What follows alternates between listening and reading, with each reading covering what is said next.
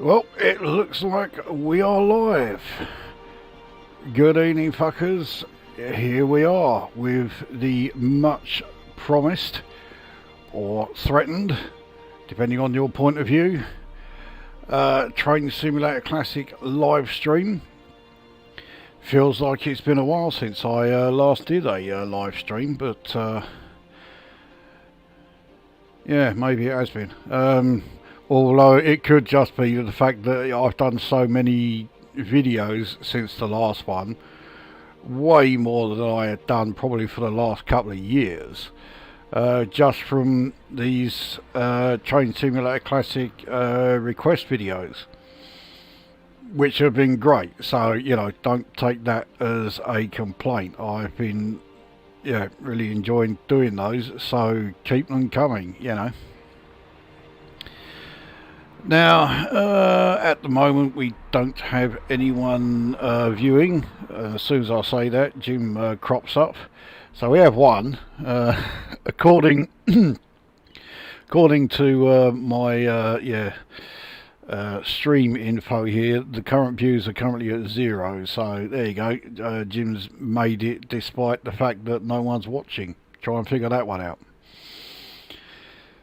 So let's start then with the train choice, because I had that poll up and running for about 10 days or so.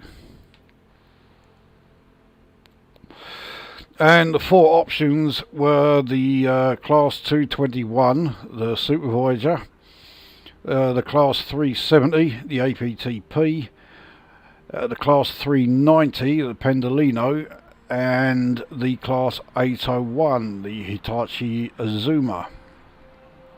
And I was quite surprised by the results. I mean, I was surprised that I got as many as 10 votes. 9 I thought was the absolute limit I was going to get, so getting 10 was quite a surprise. And we actually ended up with 2 firsts and 2 lasts. The poor old Pendolino and APT, they only got 1 vote each. I was really surprised that the APT only got 1 vote. I think the reason for it was that, yeah, I can't enable the CAPT system in Quick Drive. So if I was to go faster than 125 in the APT on anywhere on this route, it would come up that I was speeding. If I could have run it at 155, I think we'd have had a completely different story. I think it would have not only won, I think it would have run away with it, and it certainly would have been my choice if you know, that had been the case. But it wasn't the case, so we ended up with, yeah, equal winners, Class 221 and the Class 801.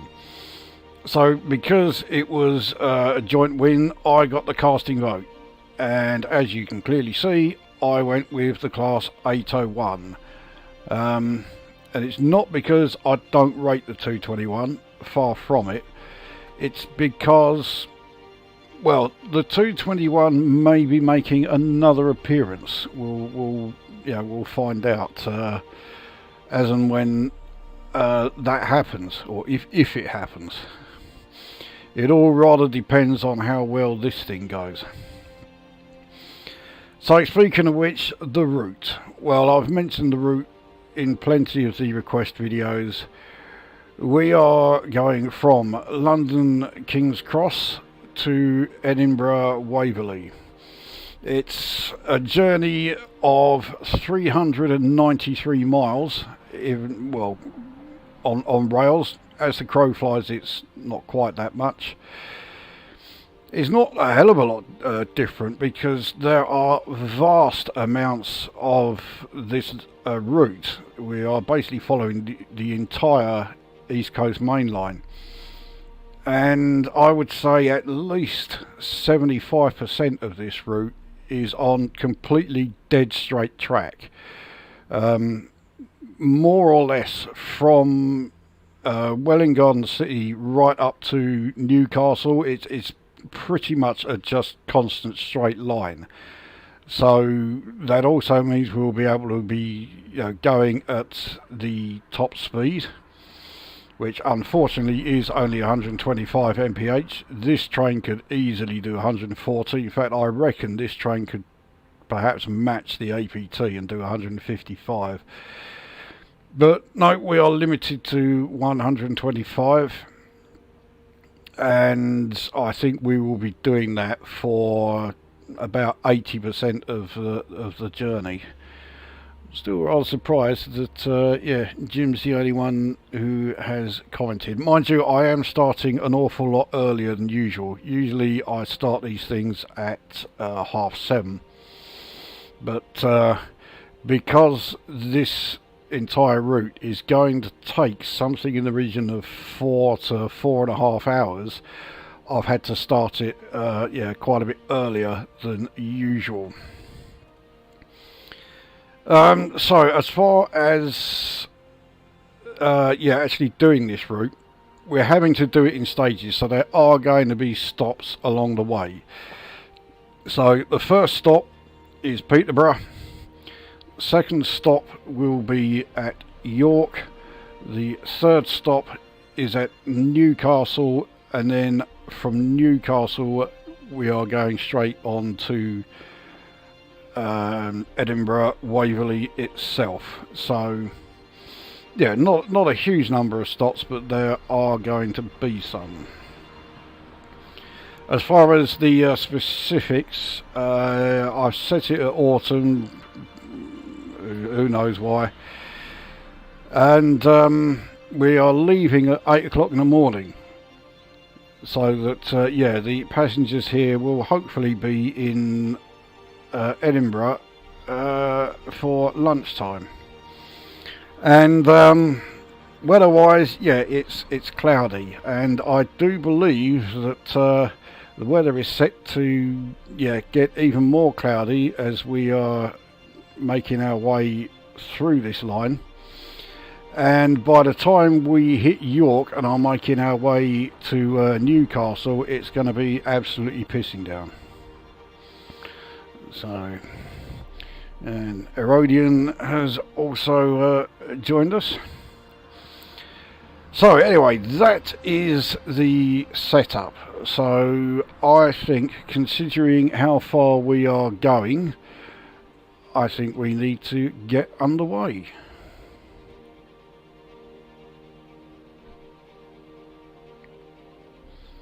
Now I'm hoping that those watching this will be able to sort of contribute some kind of discussion and or at least topics of discussion, because I can't imagine there are going to be a great deal of people eagerly awaiting to hear 4.5 hours of me saying, here comes the next max speed reduction and we are on an incline of blah blah blah, and that's it. So yeah, let's I'm kind of relying on on the viewers to help us out there.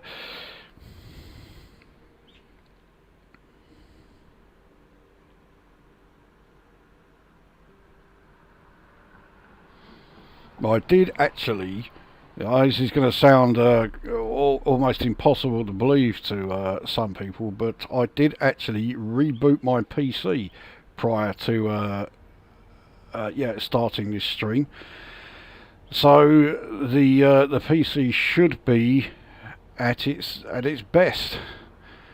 It's going to need to be, especially when it comes to doing the final stretch, the Newcastle to Edinburgh section.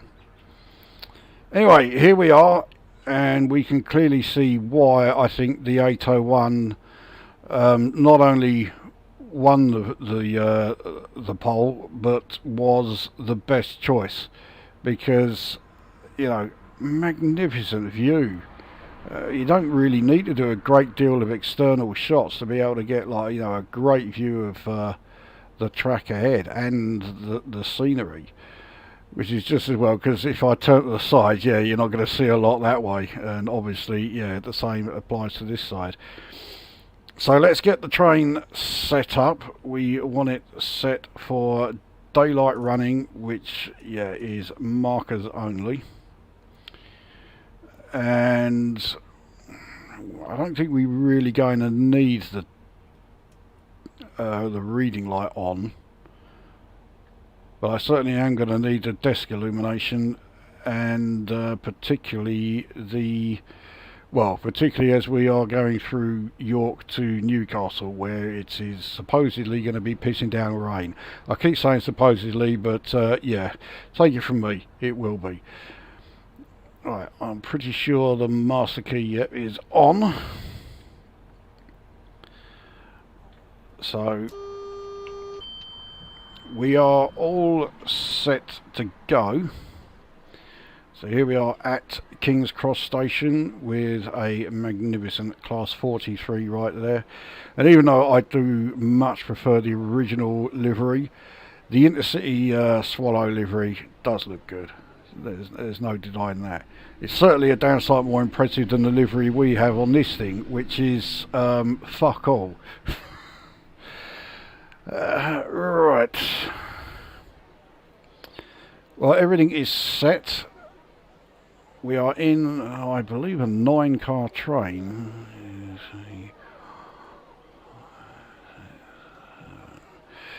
Yeah, it is a 9-car train.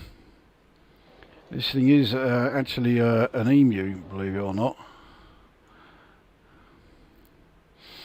Anyway, I think we've stalled enough. It's a bit plain, I'd agree. Plain, I think, is putting it very politely.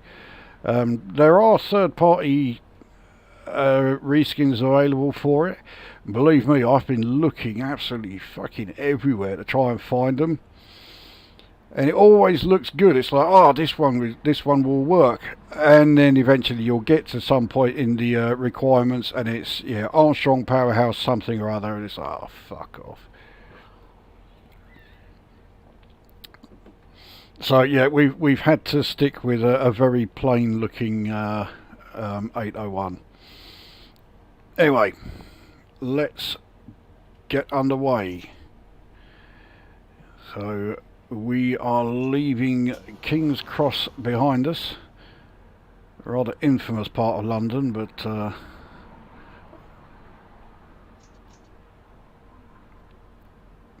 there is actually a little while before we are able to take this thing up to full speed. I don't think we can actually go at 125 until we've passed Welwyn Garden City. And okay, it's not as if that's a long old way outside London. It's pretty close to the sort of border with Greater London, but nevertheless it is quite far enough.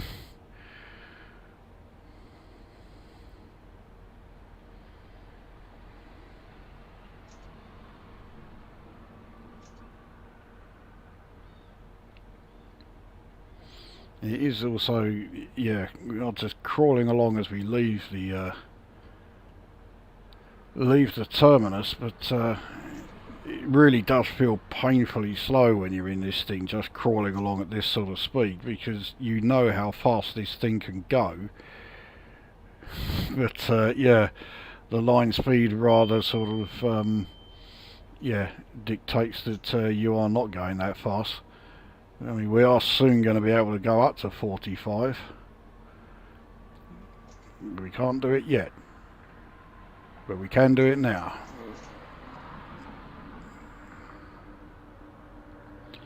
It does not take long at all for us to reach the 45 mph limit.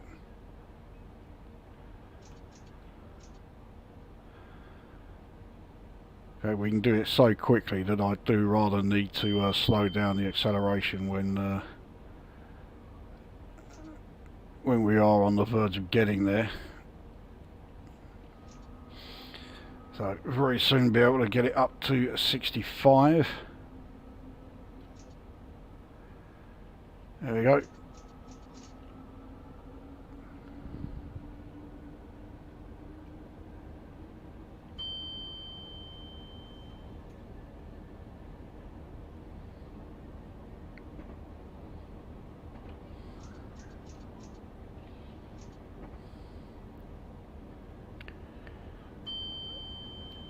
So we are going through Holloway. We're on a 1 in 107 uphill section, which is why our acceleration is significantly slowed down.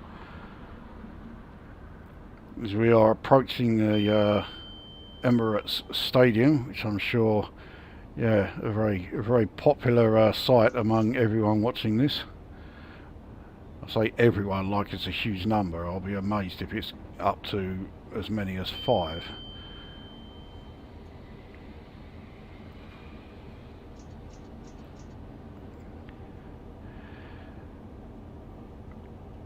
So we are getting there. We're top speed at the moment is 80. We're very soon entering the 90 mph zone just before we reach Finsbury Park, which, like the vast majority of stations, we are just going to be rocketing through at full speed.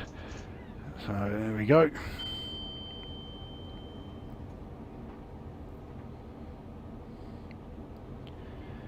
We're now entering the sort of Haringey area, and I am speeding.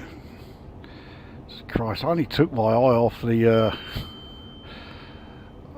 off the speedo for it felt like barely a second. That's the thing with the acceleration on this thing. I can't really take my eye off the acceleration for any time.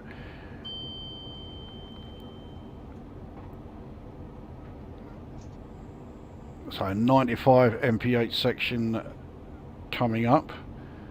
We just entered it. Just wait for the rest of the train to do the same.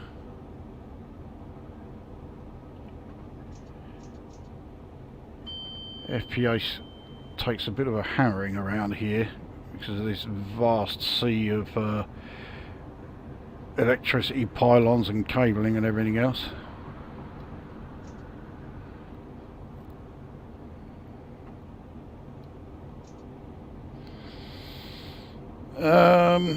Is it costly, all the DLC for this? It depends when you get it. It is not just advised, it's pretty much essential. Only ever buy DLC for this during the sale. During sales, the lowest amount that gets taken off is 50%, and that is the lowest. So yeah, you would get, you'd be able to rack up quite a sizable amount of DLC then. I mean, obviously there is no obligation to grab all the DLC you can,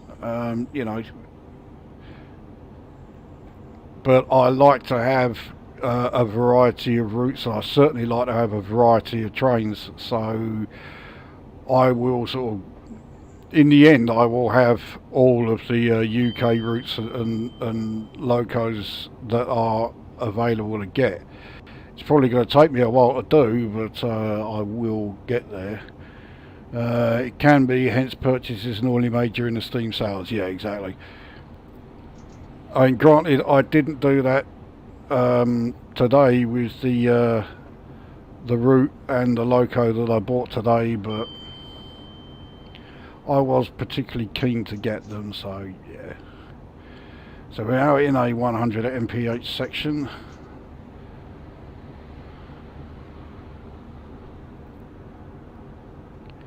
And we're not in this section for very long before it goes up to 115, so then we can really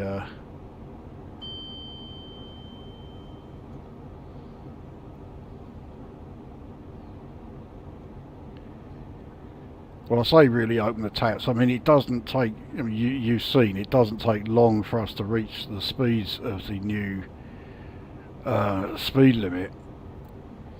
So you really sort of don't notice just how fast this thing accelerates unless we stop at a station which is on the 125 mph section. And to be fair, I think we might be able to do that as we go on to the next part. We start the Peterborough to York section.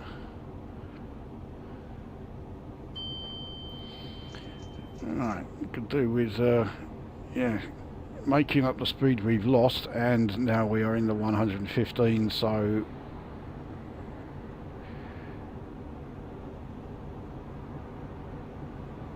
absolutely rocketing through Oakley Park, and again new Barnet when that comes along.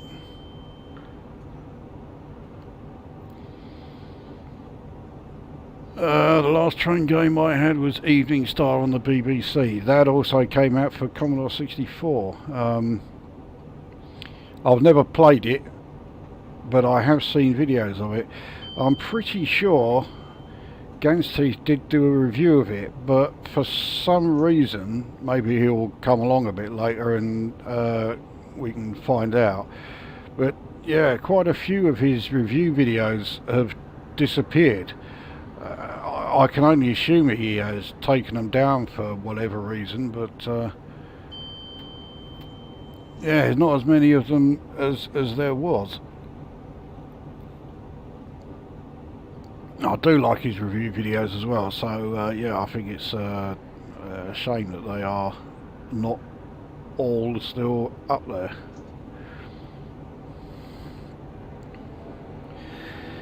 So Hadley Wood, yeah, there we go. That did not take long. Second best reviewer of Commodore 64 games. He's definitely up there in the top three.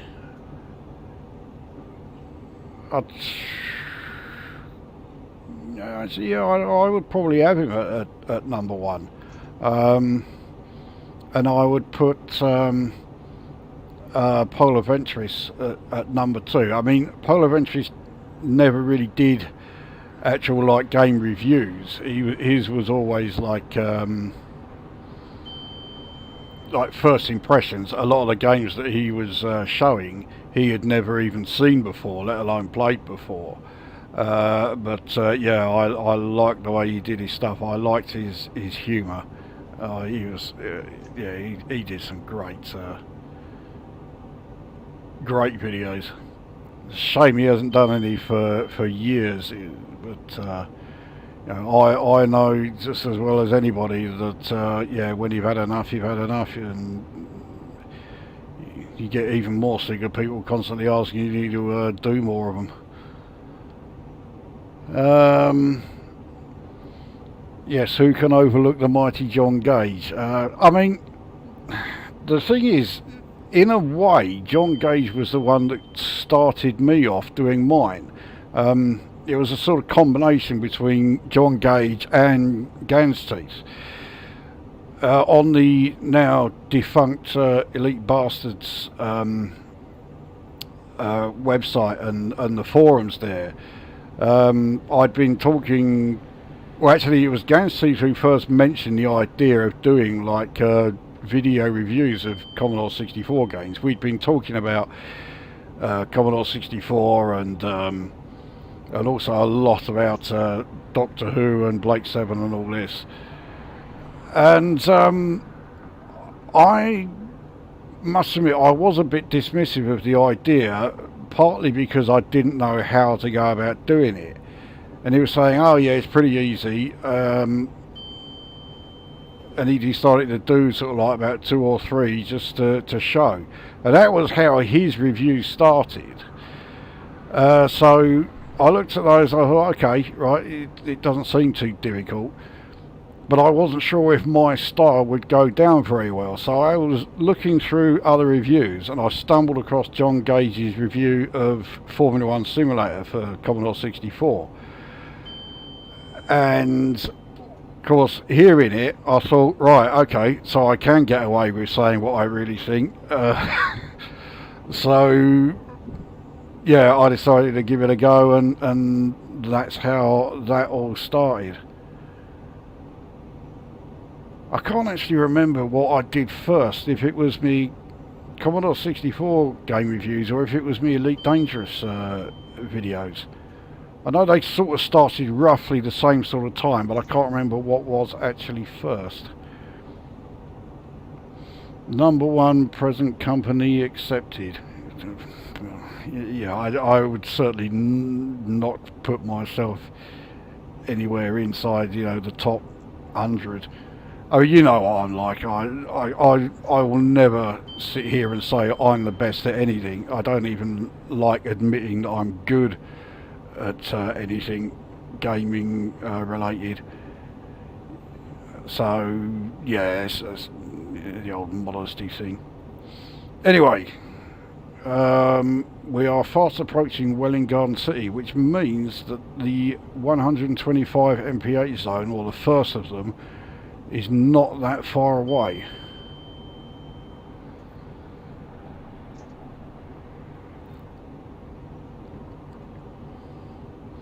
We are in the fast lanes, the inner ones. The two outermost lanes are, yeah, for the slow like commuter trains, and also for the freight trains.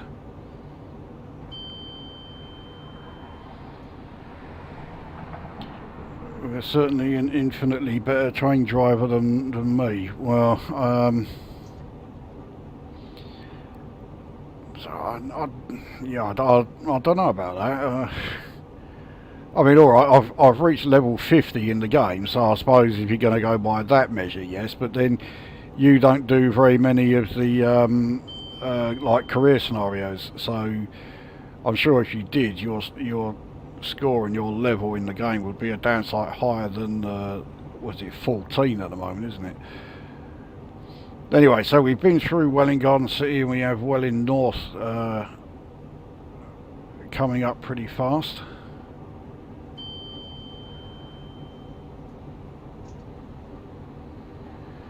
And although it's not on this particular route, or at least not on this DLC, there is a freeware route extension for around this sort of area, which takes you off the actual main line and sends you to the branch that takes you through Letchworth and on the way to Cambridge. I might grab it. The 125 zone is coming up in a mile.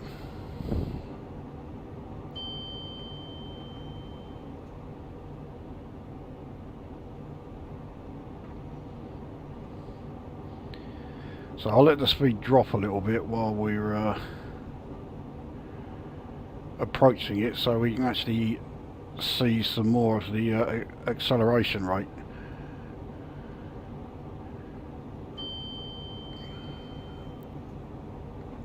We've only got 17 mph more that we can do. There we are.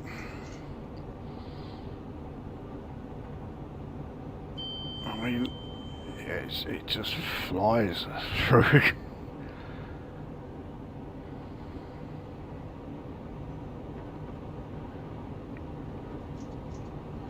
So there we are.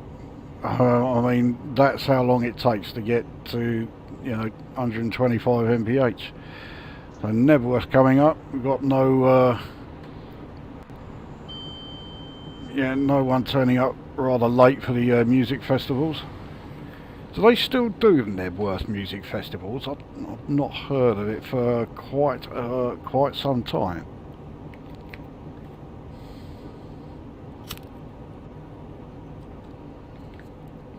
Then again, I've never really been one for music festivals. I don't like the acoustics of outdoor concerts. They always sound fucking awful.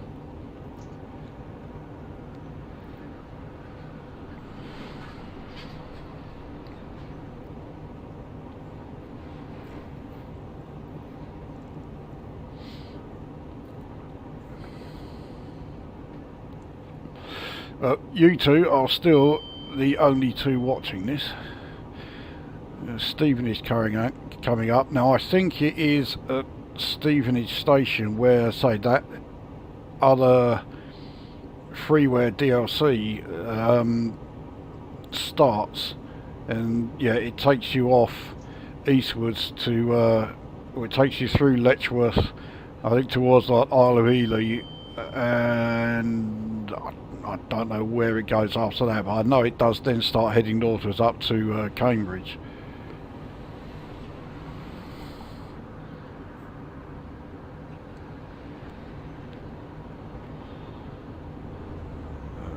Another class 43. Not so keen on the triple grey livery on that 43, but still a great looking thing. Went to see Kraftwerk at Tribal Gathering in '97, was in a huge tent and sounded fine, then they lifted up the side so more people could see and fucked it, yeah, I can imagine. So, I mean, once the area is so open like that, you know, the acoustics just can't work. The sound needs something to sort of like bounce off of. Like Last of the Summer Wine.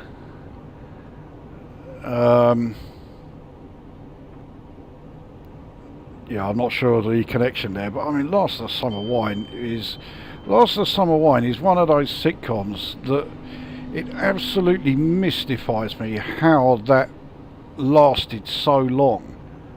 It was never funny. It was never even close to approaching being funny. And it went on for fucking decades. I think it went on for about, like, was it 45 years?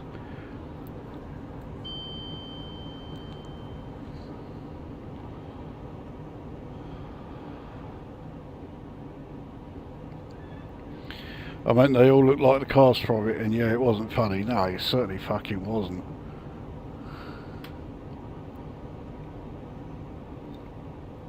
I mean, it was about as funny as modern sitcoms. That's how bad it was.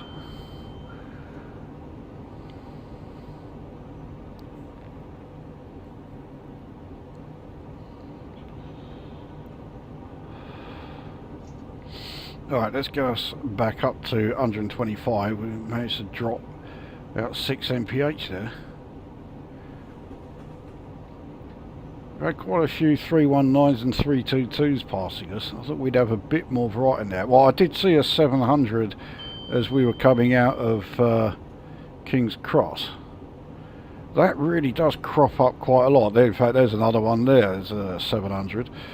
But yeah, it really does crop up a lot as a AI train since I got that one.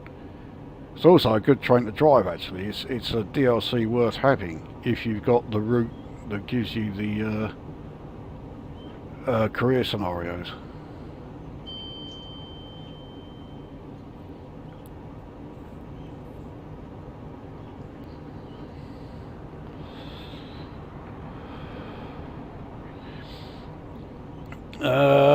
Mrs. Brown Boys is going the same way.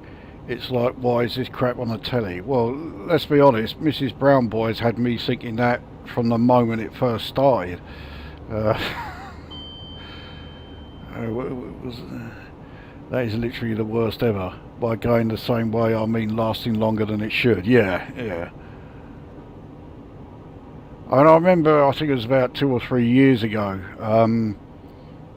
it was around Christmas time, the BBC were doing their usual, oh, look at all this fantastic stuff we're showing for Christmas. And, you know, Mrs. Brown's Boys was their, like, big Christmas Day, like, programme. And I was like, geez, that's the best you could scrape together.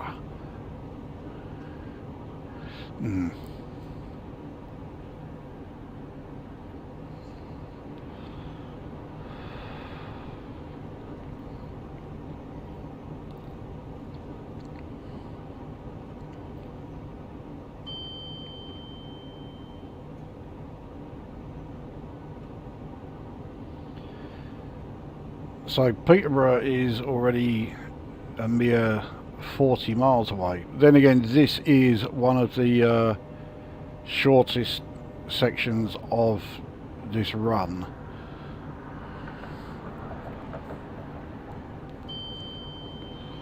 In fact, I think this is the shortest.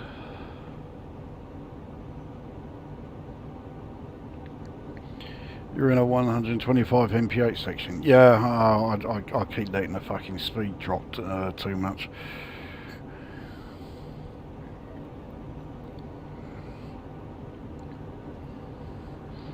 I mean, we've been in this 125 mph zone since just outside Welling, and I think it stays at this speed pretty much between here and Peterborough.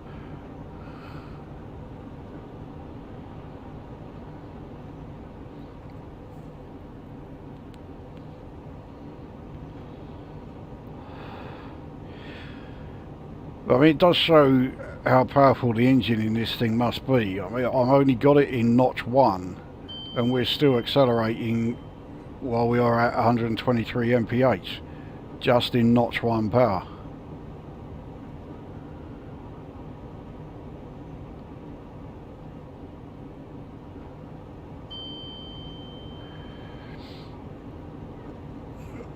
Want to give us an ED squadron update during these lulls. Now I'm speeding. I mean, there's not a huge amount to update at the moment. I've not seen if any credits have been added to the squadron bank. I've not added any of mine yet, but obviously I will. But ideally I'd like to see some other credits added to it before I add mine, because just like mentally, if people go in there and see that there's something like 45 billion credits in there, they're going to think, well, I don't need to add anything. So, you know, it will be done. I mean, obviously 45 billion is not going to last very long, because 25 billion of that is going to the carrier, you know, the squadron carrier, and I will get some of the additional modules. I'm not going to get all of them, because some of them I think will be totally pointless. I mean, why get the I can't remember what it's called, but the thing where you buy the suits and the weapons for the on foot stuff? What's the point of fitting that to the squadron carrier? Everyone who plays the game in the squadron has their own carrier, and almost certainly has fully upgraded all of their suits and all of their weapons already, and probably have all of the suits and all of the weapons. So yeah, that would be a bit of a pointless one. But I'll definitely put, like, you know, Vista Genomics in there, and I'll put, you know, the outfitting and the shipyard in there.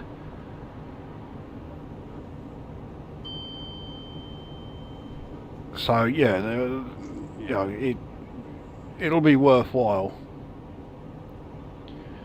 Do you ever encounter another train? Could I, for instance, ignore the singles, bollock all the way from London to Edinburgh at 125 and not worry? It depends on how you set it up.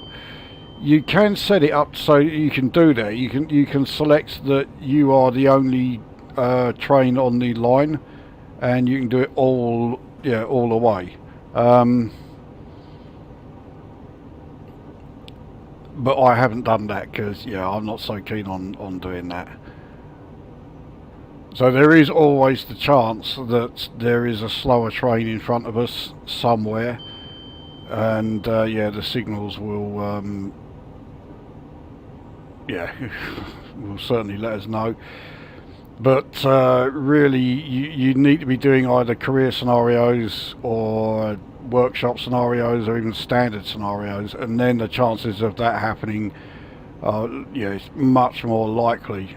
Quick drive, it does happen, but not a hell of a lot.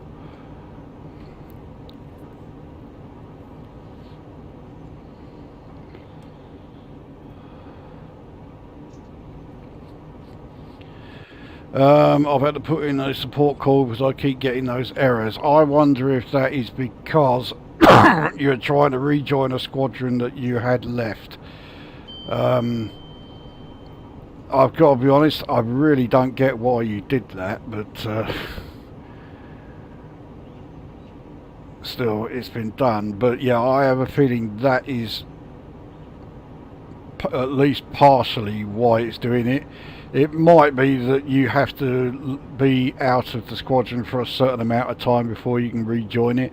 But then, if it was that, why is it not just coming up with a message telling you that, rather than a stupid fucking error? So, yeah, although it's a possibility, I wouldn't be, putting a lot of faith in it. I thought today's update would solve it. No. To be honest, I thought it might have done, but clearly not.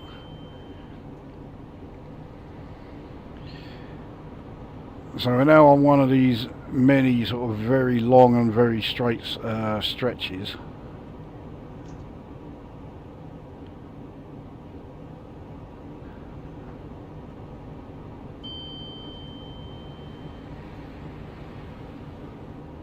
I mean, we are going uphill, but I mean it's only a 1 in 330, so it's mind you, uphill sections have to be pretty steep for it to have any effect on this thing.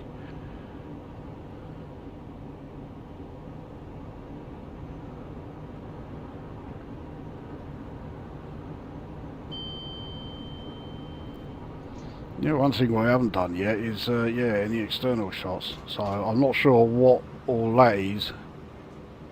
It looks a bit like a refinery, but I don't think it is one. We're just outside St Neots. I don't know if there is like a refinery at St Neots or...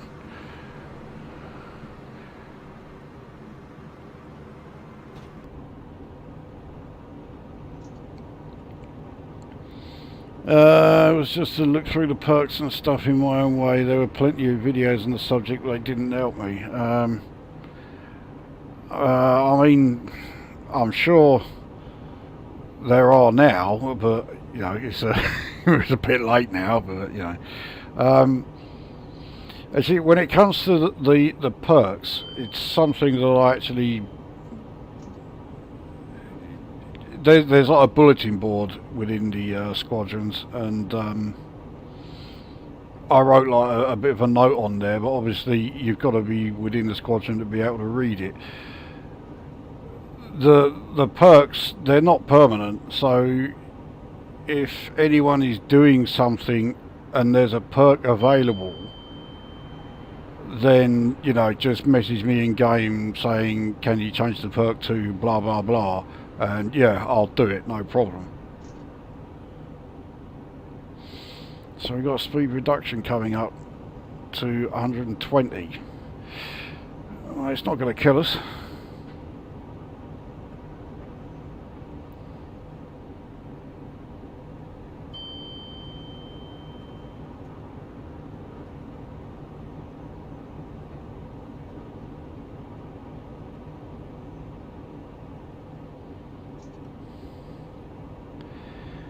Right, so let's get us down to 120 in time for that. There we go.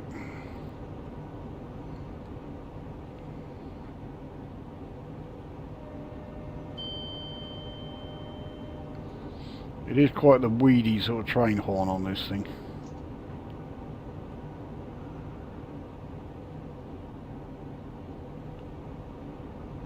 About the only negative thing about the 801 actually is that, yeah, the horn sound on it is quite pathetic. We get another sound, we'll see what it's like from the outside, but it's not going to be that great. Fuck it, there you go. Actually, it sounds a lot better from out here, but it's still not remarkable. It doesn't help that I cannot find the second tone. I've tried all the key combinations that I know, but nope, it ain't among them.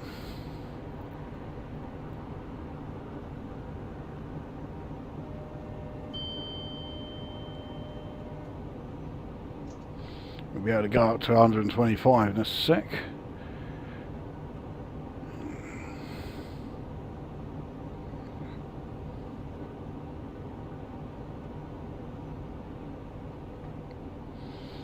Right, so we're in the zone. Let's just wait for the rest of the train. There we go.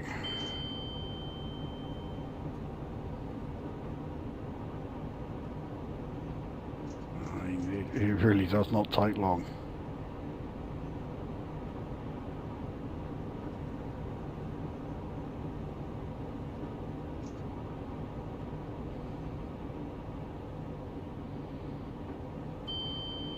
And when you consider that it is in game time 8:35, so it's, well, you know, still well within the rush hour time. I thought I would see more trains, you know, either side on the slower lines, but no.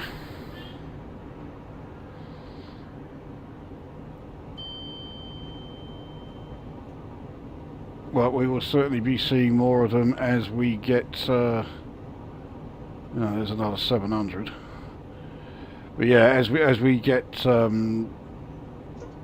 further north, and especially as we do the stretch from Newcastle to Edinburgh, we'll be seeing a lot more then.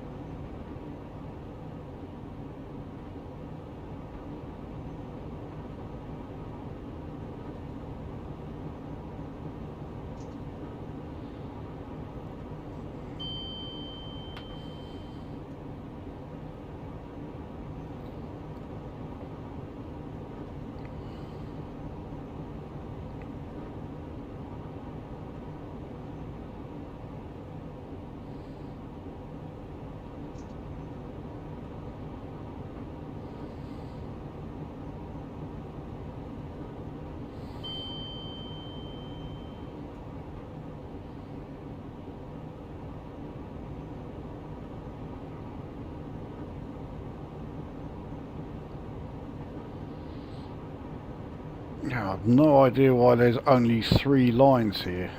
I've noticed that just slightly too late.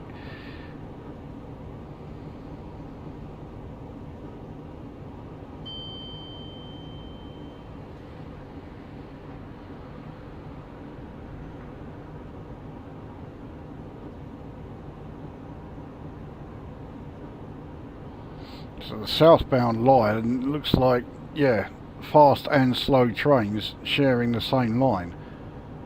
That's yeah, far from an ideal arrangement.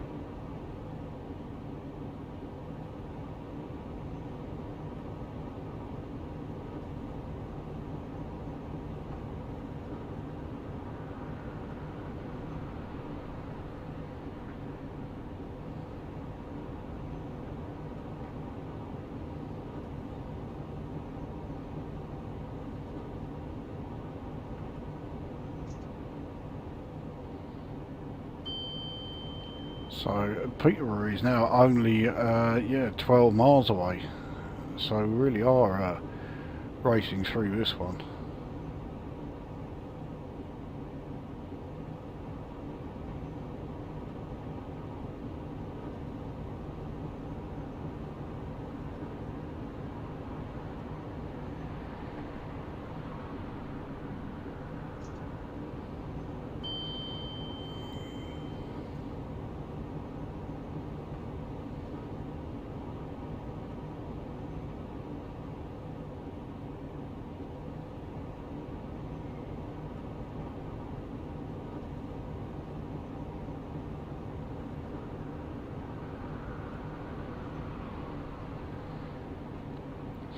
Not fond of the way the top contributors of the latest community goals were named and shamed.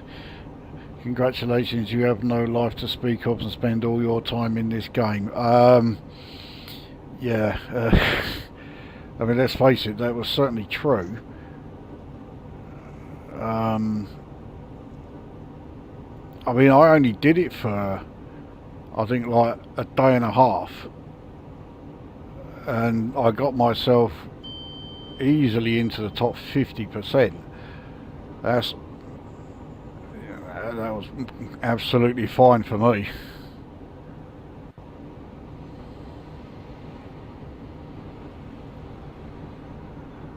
I mean, I got the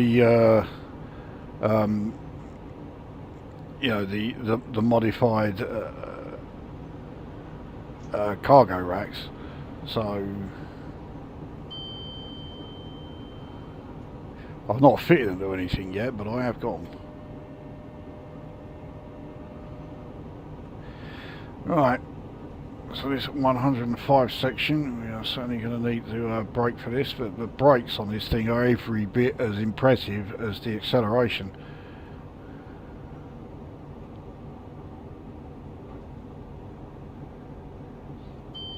I mean, this train is the polar opposite of the Class 180 as far as braking is concerned.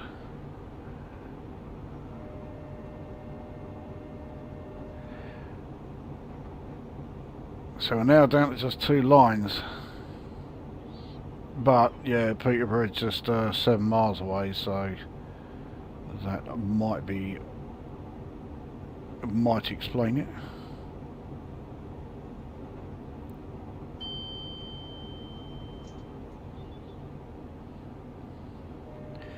So additional speed reduction in just over a mile, but I mean it's such a slight one. We'll just coast towards it. I reckon we'll be doing 100 by the time we get there anyway.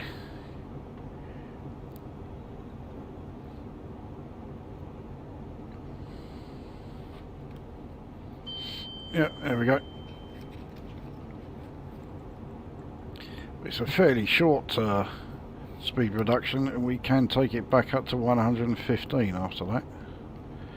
Not for long though, because yeah, Peterborough is only 5.5 miles away, and obviously we've got to stop for that one.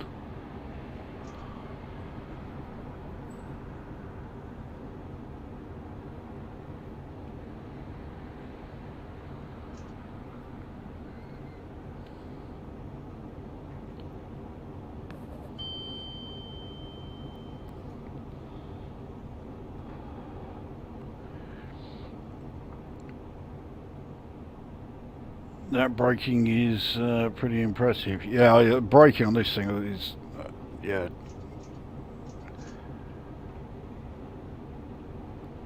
I thought that the APT had the best braking system in the game. No, I think this beats it.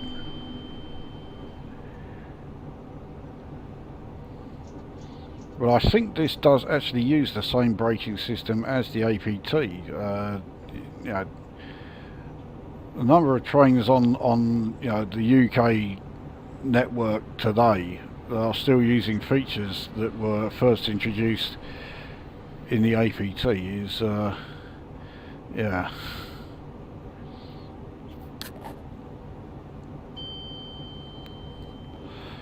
And we're talking about a train that, you know, first ran on UK rails in the 70s.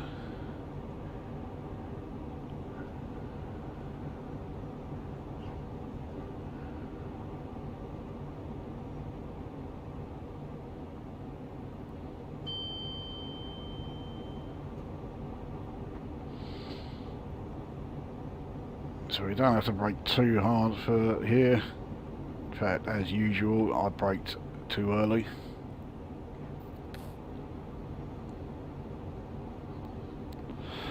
But we're certainly going to need to brake a fair bit in about 1.5 miles, down to 30 as we approach Peterborough station.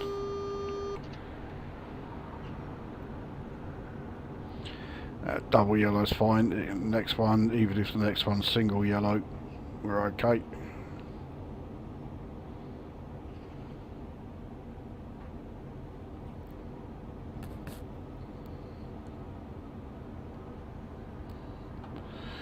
Quite a steep uphill section here, 1 in 100. That will certainly help with slowing us down.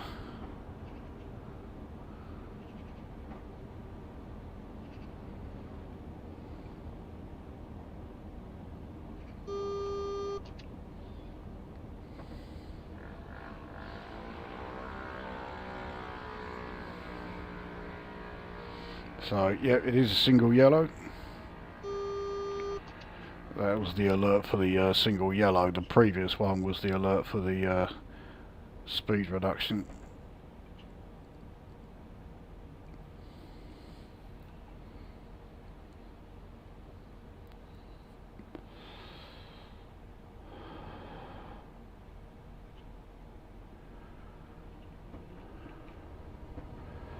So another 43, still using the 3-tone grey.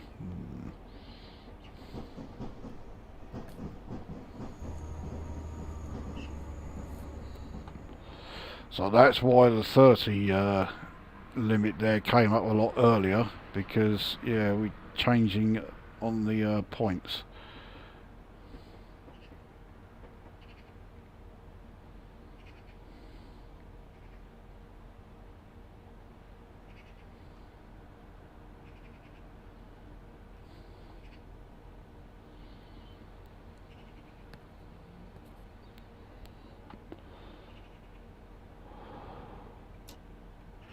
It's put me into emergency braking for some reason. Oh, we are here anyway. So, yep. Peterborough station reached. I guess we'll let people off.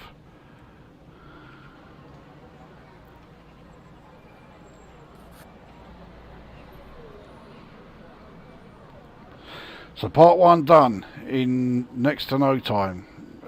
Just over 3/4 of an hour.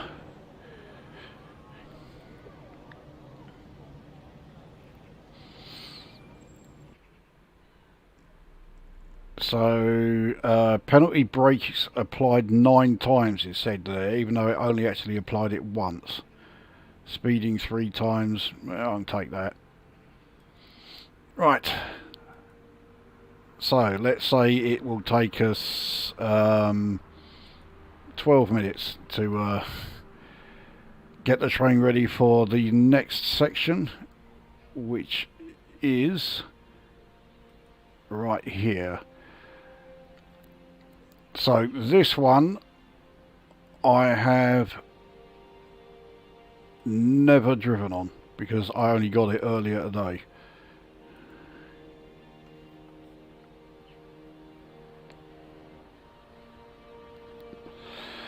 Same as when I drove Hudless, unrealistic penalty brake instances. Yeah, oh yeah, that's right. Yeah, you had a ridiculous number, and yet, yeah, I think there was one actual one that was applied, but yeah, I don't know how it calculates it, but yeah, clearly it's absolutely nowhere near accurate. Right, and the clouds have gathered quite a bit. It is now overcast, so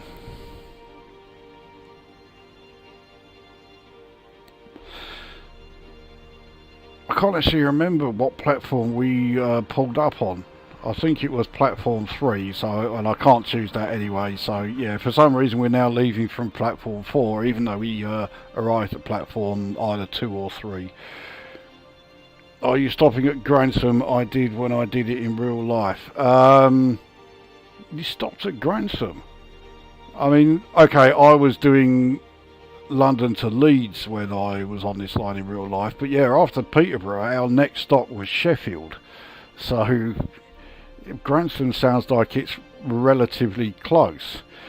As it is, I don't have the option to stop at Grantham.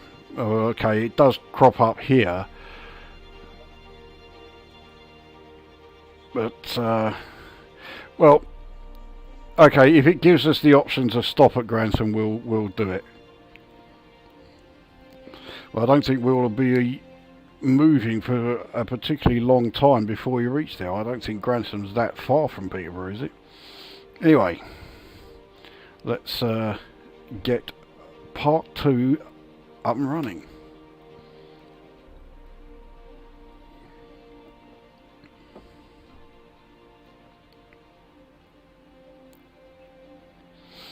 So I really don't know what to expect on this line because, say, this is going to be the first time I've driven it. I do know that it is a fairly old route DLC, and when they put it together, what they had in mind was making sure that it performed well on some sort of like lower end PCs. So visually it's not as good as the route we've just done, but I mean it's accurate, so you know.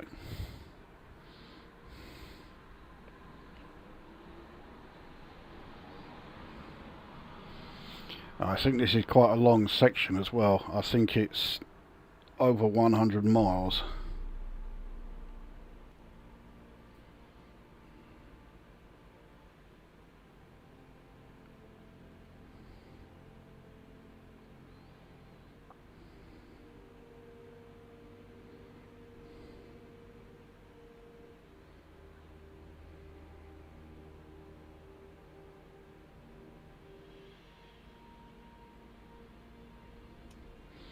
Here we are, so right, 112.11 miles.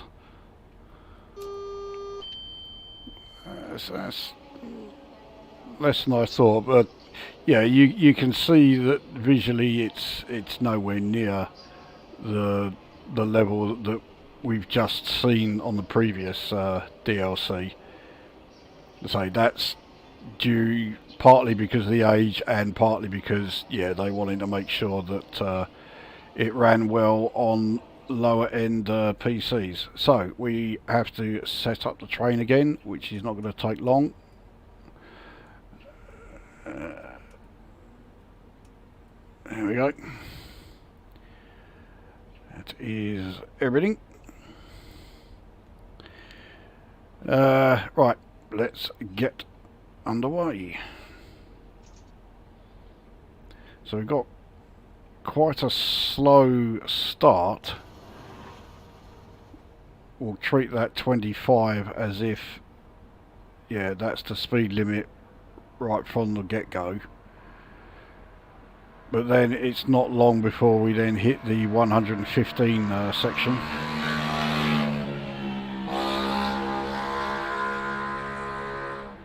So we're in the 25 section already.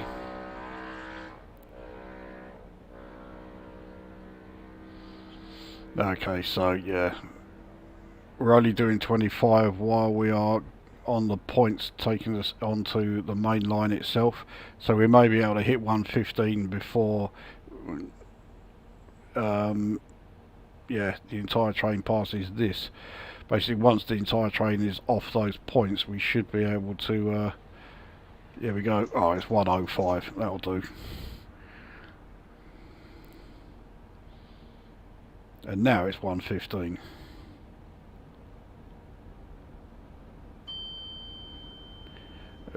Yeah, that acceleration rate is just unreal.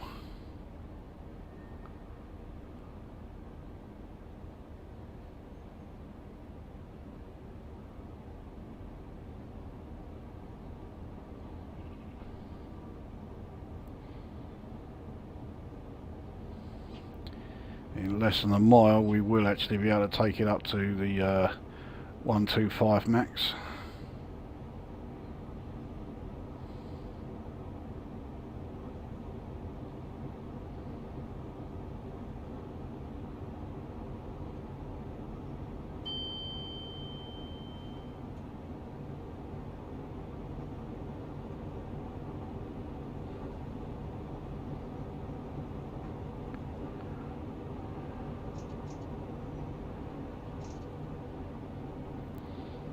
There we are, we're in the 125 zone.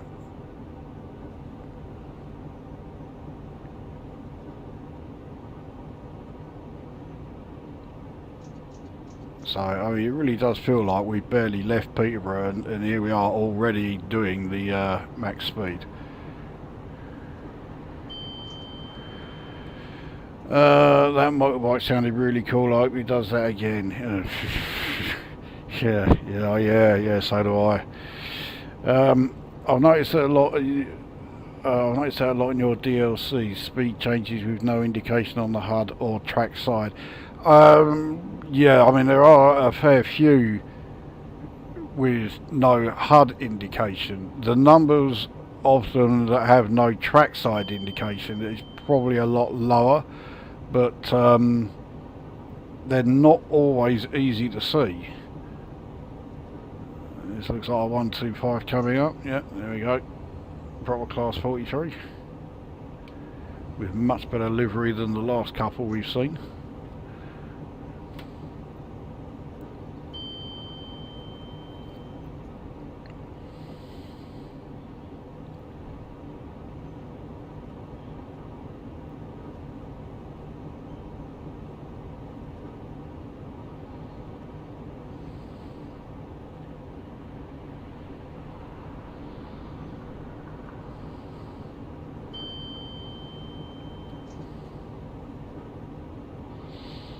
Now, it's not too long after leaving Peterborough that we enter the sort of Stoke Bank region. I think we may be just sort of onto the outskirts of it now. And the Stoke Bank area is where most of the speed tests were carried out on trains. So all the speed records, they were all done in this sort of area here. So this is where the Mallard hit 126 mph and completely bollocksed up its engine in the process. This is not the area where the APT made its record-breaking run when it hit 161.2 mph. But when the Class 91 broke it, when it did 161.7, yeah, that was here as well.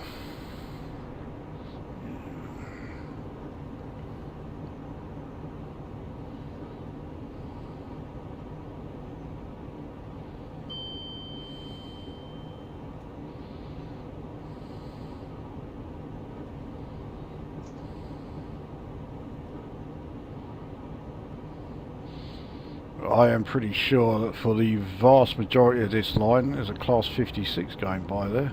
Very short 56, and there's a 91. But I think, yeah, for the vast majority of this part of the run, we're going to be doing the 125 max.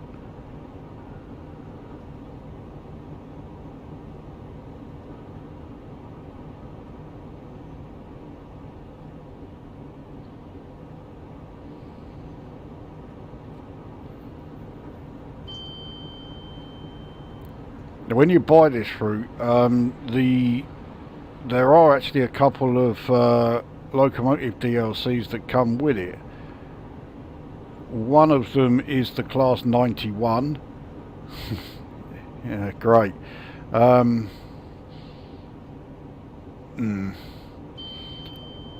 can only hope that the version of the Class 91 that you get free with this route is a damn sight better than the one that I got when I bought it standalone. Put it this way, it cannot be any worse.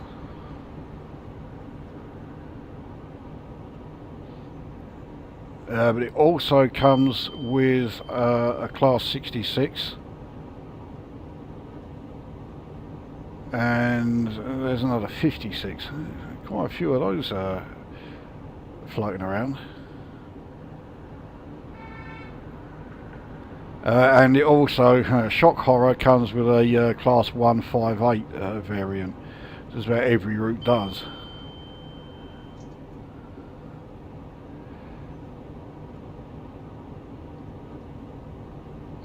But yeah, the Class 66 and the Class 91 are actual free loco DLCs in a way, because they are ones that you can buy.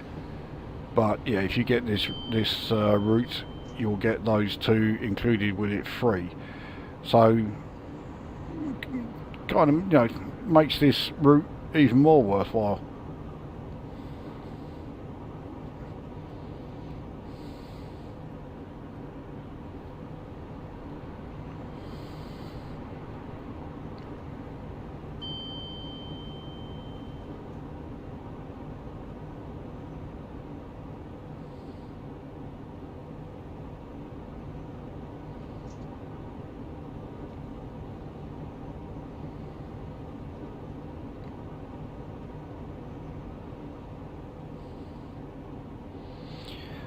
So we're on a 1 in 200 uphill section, so we are definitely at the Stoke Bank now.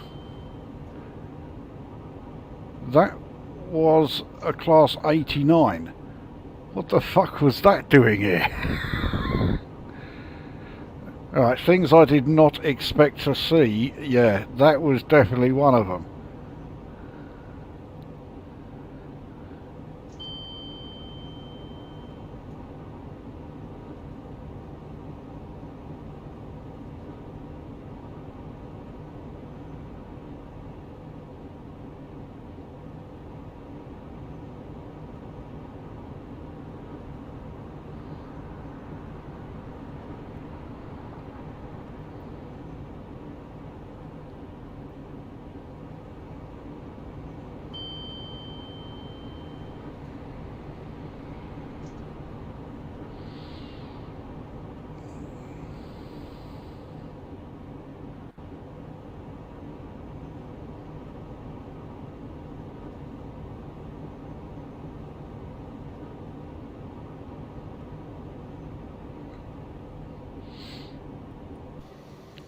take a look at, yeah, your archetypal Stoke Bank scene. We are running through miles and miles of absolutely fuck or nothing.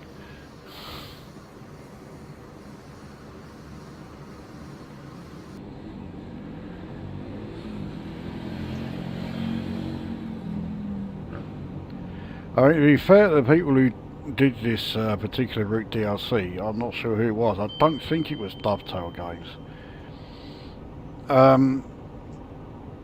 They chose the right route to adopt this approach of like simplifying it slightly in order to make sure that the game ran well even on lower end PCs, because yeah, a lot of this route is going through like, you know, sections where there is nothing to see at all.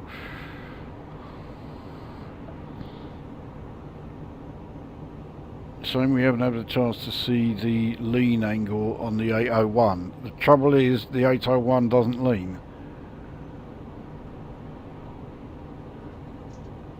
There are a lot of features that are fairly standard on the 800 series, and the 801 has pretty much none of them. I mean, it was the first of the 800 series, so you could almost sort of say it was like the prototype, and a lot of the features that improved the 800 series, certainly as far as the drivers were concerned, yeah, all came along, you know, the 800, the 802, the 803, the 805, we've now got the brand new 807s, and they have features galore, and the 801 has none of them.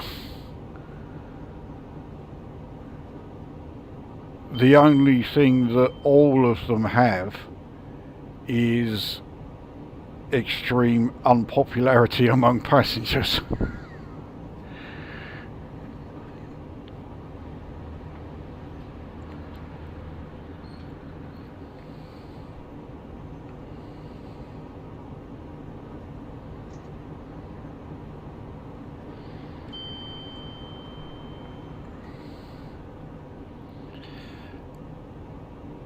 I mean, even if the 801 did lean, not quite the line really to show it.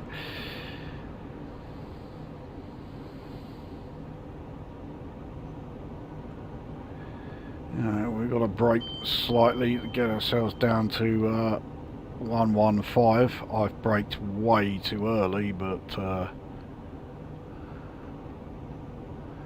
we go.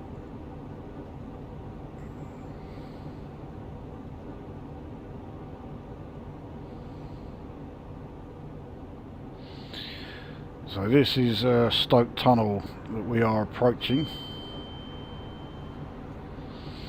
Now when we come out the other end of this, we will be on the downhill section. In fact, you can see on the HUD already we're on the downhill section. Now, this downhill section, 1 in 200, goes on for about 5 miles. And this is the particular part of the Stoke Bank where the speed records were all set.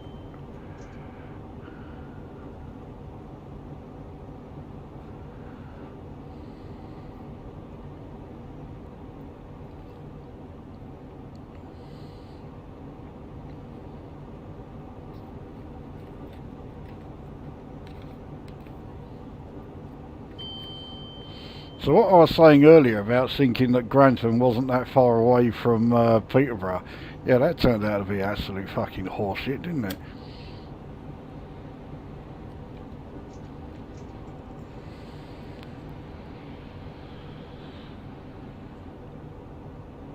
I think this first hour or so is you getting back late.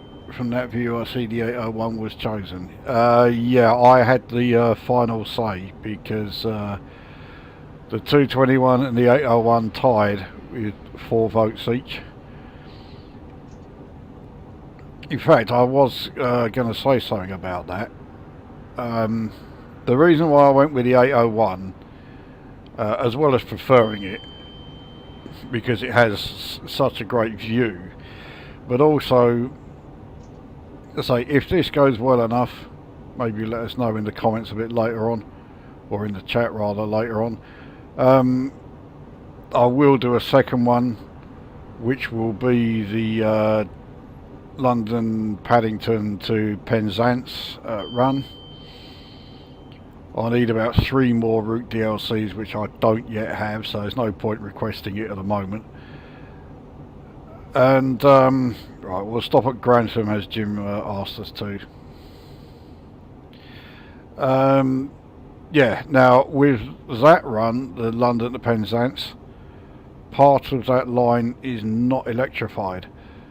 So if I'm going to use the same train for the entire run, I need one that is diesel or diesel electric. So the 221 will do that run. I didn't really want to be using the 221 to do that one and this one, so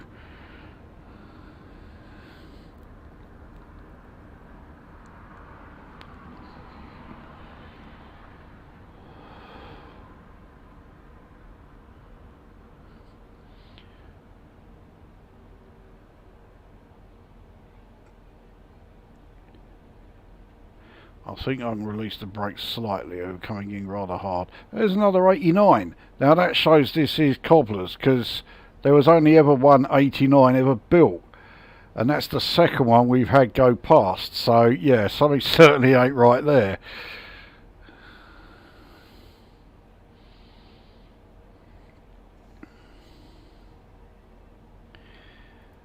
Okay, so absolutely no one getting off or getting on. Question. Yeah, just go ahead and ask. You don't have to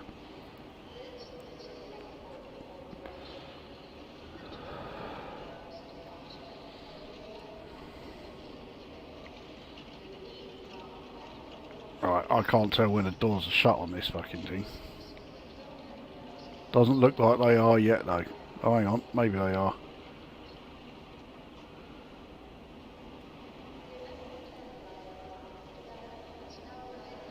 Yeah, those doors look shut to me. Alright, let's get back underway. So we come off here straight onto a 100 mph section, but it does go back up to 115, yeah, less than half a mile, so we're still okay.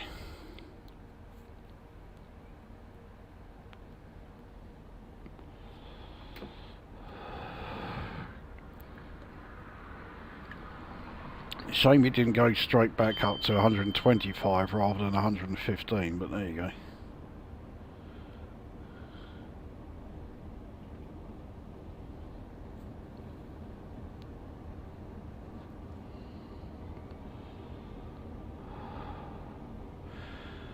So there is the 115 marker.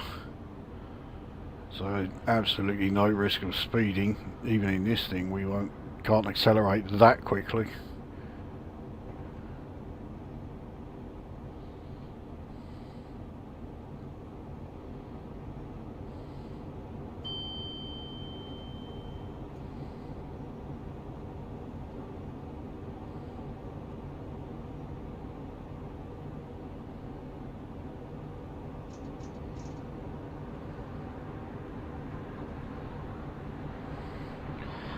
Looks like we have another tunnel up ahead. I have no idea which one this is.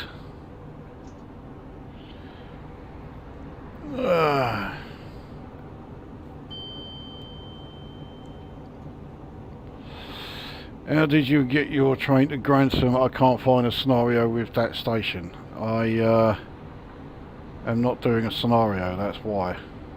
I'm just doing a quick what is it, quick route, quick run, whatever it's called.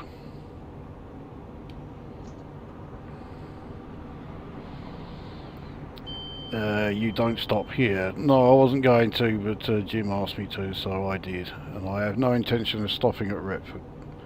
We're not stopping again until we reach York.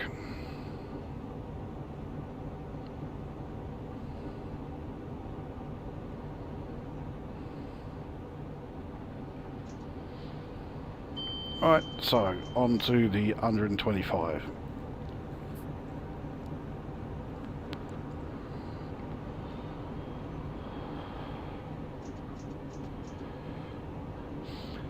That did not take long to yeah, hit that limit.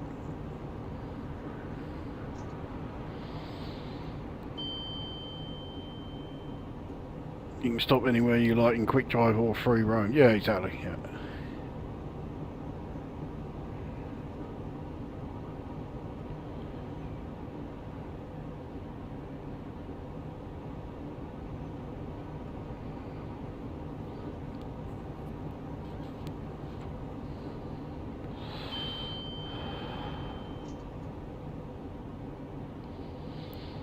I have to say, it does look like they have done something to sort of update this route. When I saw a video of it, I mean, admittedly, it was a video that was done quite a while back. I think it was still like Train Simulator 2016 or something. It didn't look anywhere near as green as this. And here we have our third Class 89. So let's just say this is set in some sort of like alternate reality where the Class 89 actually, yeah, went into production.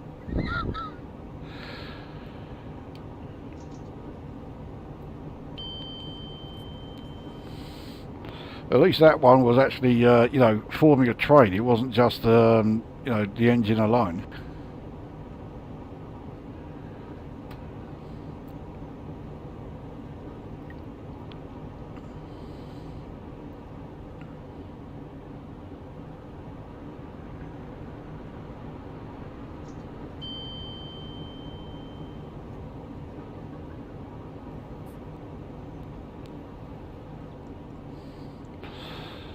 That's the beauty of the quick drive stroke free roam. Yeah, well, I think free roam, you can even take it a step further. If there are other trains at platforms, you can get out of the train you're in and go into the one that's there.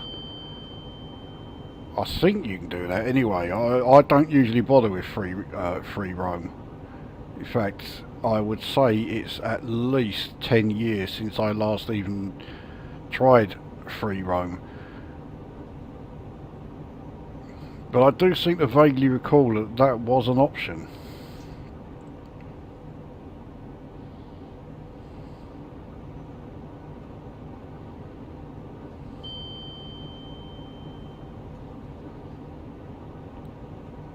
And it would be quite handy if it was. You imagine starting at a 180, trying to brake for that station.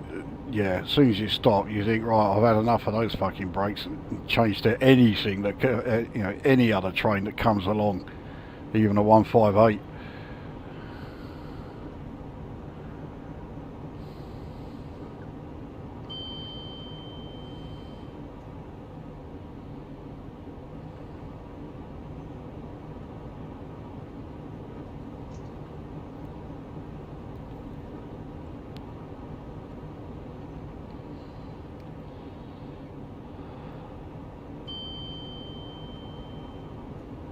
Speak of the devil, there it is.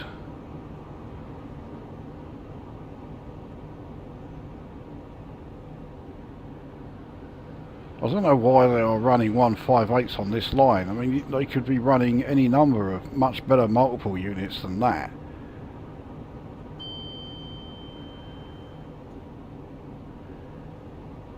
I mean, for a start, they could use electric multiple units. You know, you don't have to use diesel ones.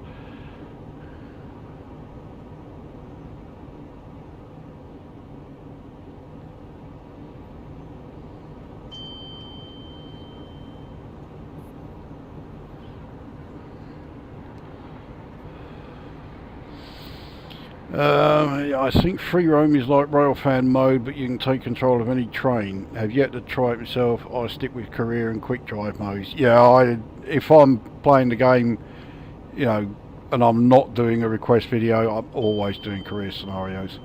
So what we've got here, like 866. So Newark station coming up. we would just be shooting straight through that one, but we have got a speed reduction at the other side of it. Only a short one though, which is rather handy.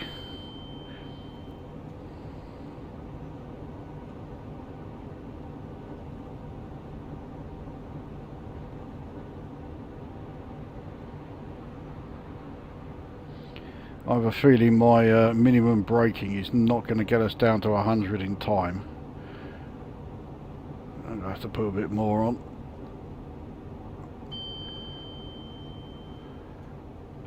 There we go. And then I overdo it. I did not buy it as much as I usually do.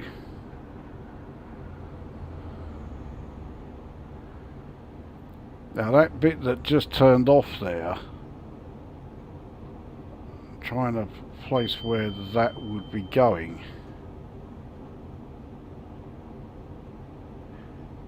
Is that the part that goes off to like Doncaster and Sheffield?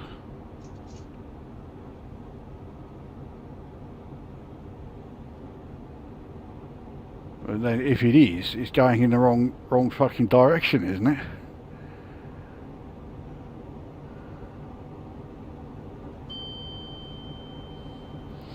Oh well.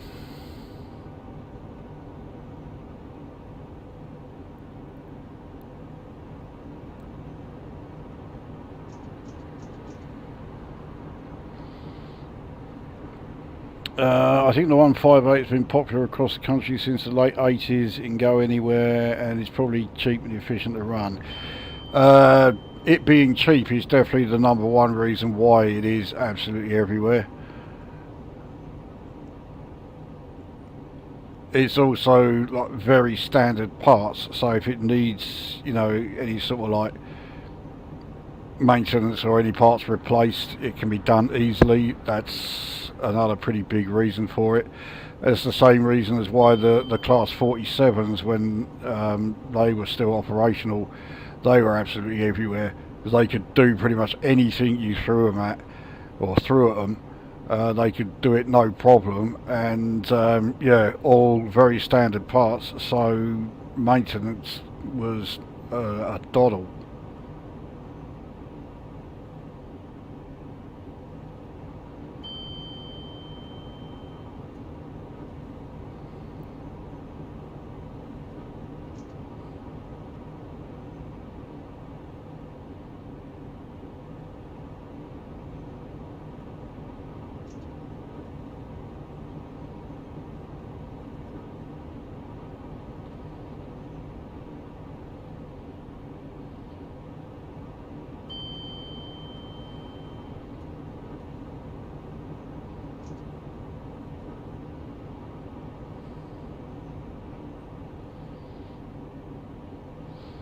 So these just passing loops here. It looks like it.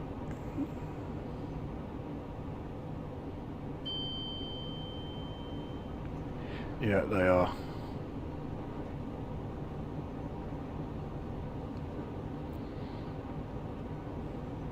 I think that line you passed is the one on the Midlands main line going to Lincoln. Well, that's another route that I'm quite interested in getting, the Nottingham to Lincoln line. Trouble is, it's one that has no career scenarios at all, and that does often put me off getting route DLCs if they don't have any career scenarios. I've got two like that. I'm not overly eager to get too many more.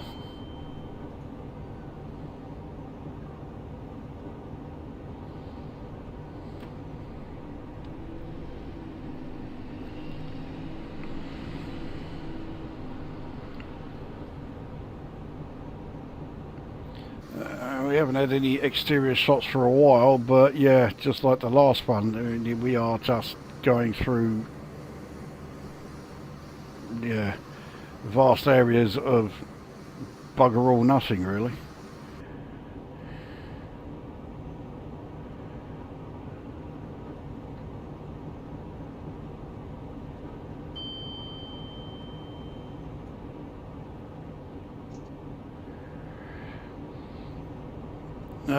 I think the fact that ScotRail used the Class 158 is a testament to its low cost. Although, to be honest, ScotRail these days don't use very many of them. They were one of the first to start using the 170s in place of the 158s. And they also use the 380s and the 385s. Those two, I mean, okay, they're emus, so you'll need electrified line. And here comes another 89. But yeah, the 380 and the 385s, they are fantastic electric multiple units. I mean, they would be great for, well, I was going to say great for this line, but there's next to nothing on it, so you know, why would you put an emu on this? But then we have had 158s passing us. Why on earth would you put a 158 on here?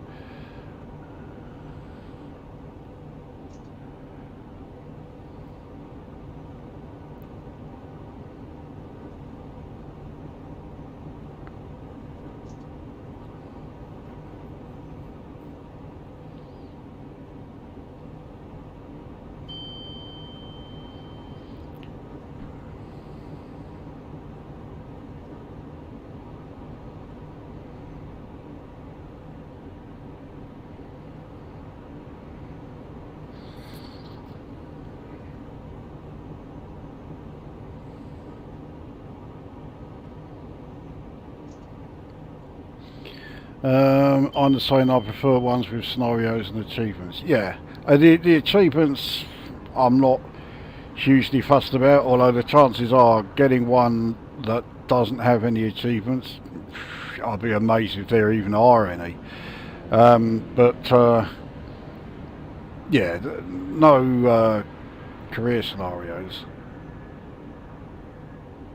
I'd say that to the extent where, okay, most if not all that don't have any career scenarios still have standard scenarios, but you don't score anything in them, so you know, I'm really not fussed about those either.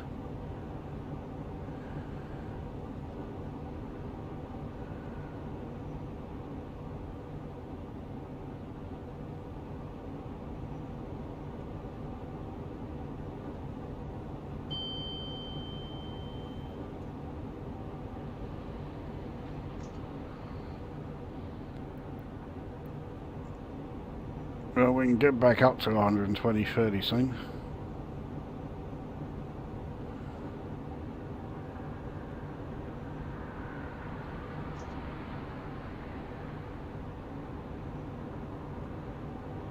Another 56. We had a few of them on here. We had even more of those than we've had 89s.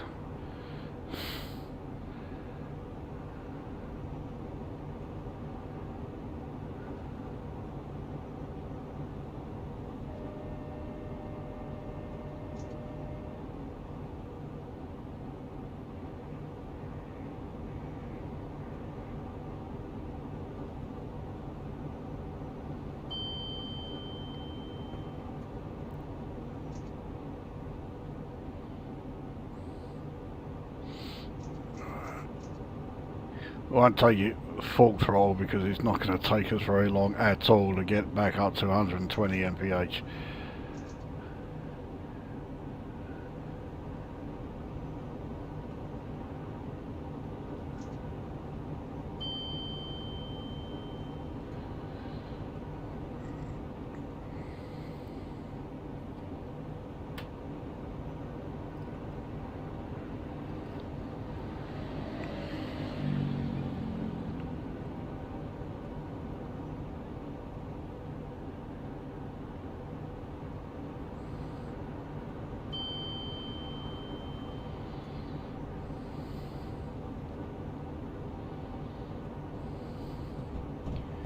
Another 43. Magnificent looking thing, as they always are.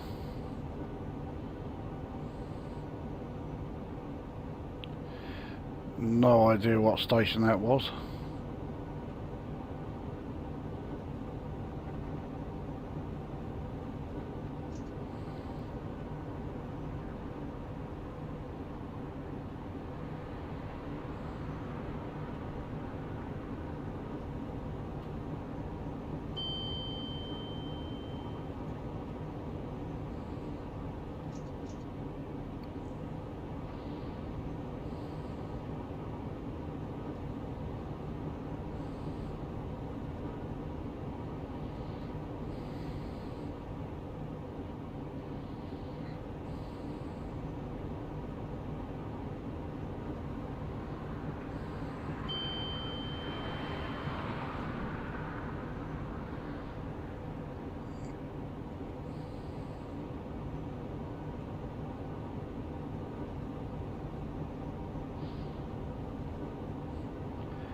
And another.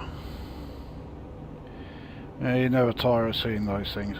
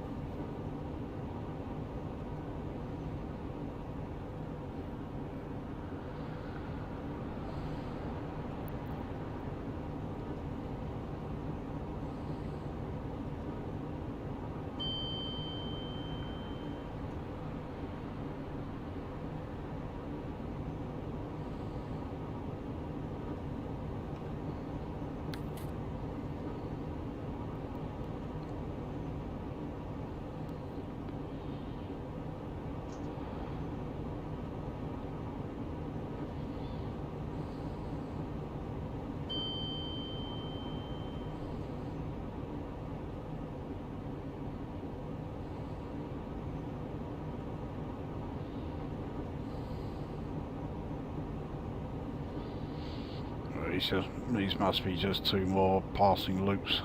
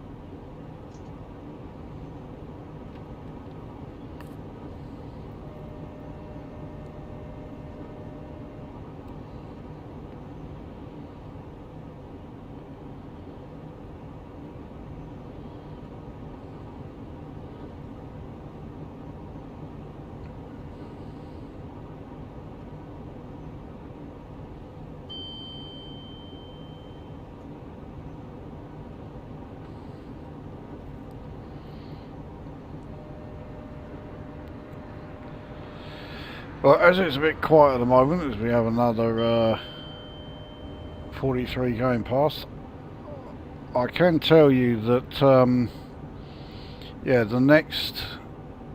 when the next Steam sale comes along, as I say, I've already made it abundantly clear that I'll be getting those 3 routes that will allow me to do the Paddington to Penzance run. I'll also be getting the North and South London networks. There are 2 North London ones. I'll be getting the pair of them.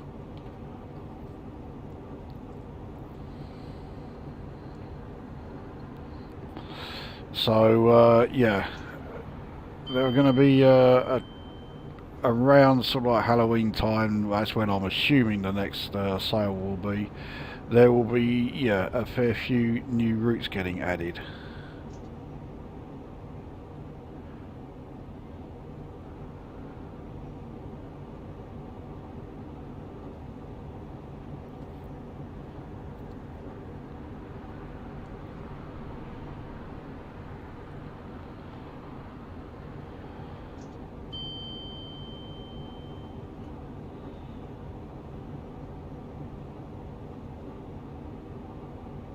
We've got here another 56 by the looks of it, yeah.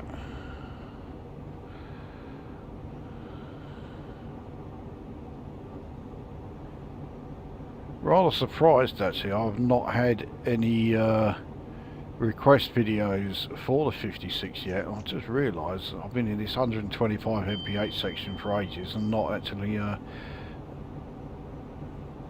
got back up to that speed.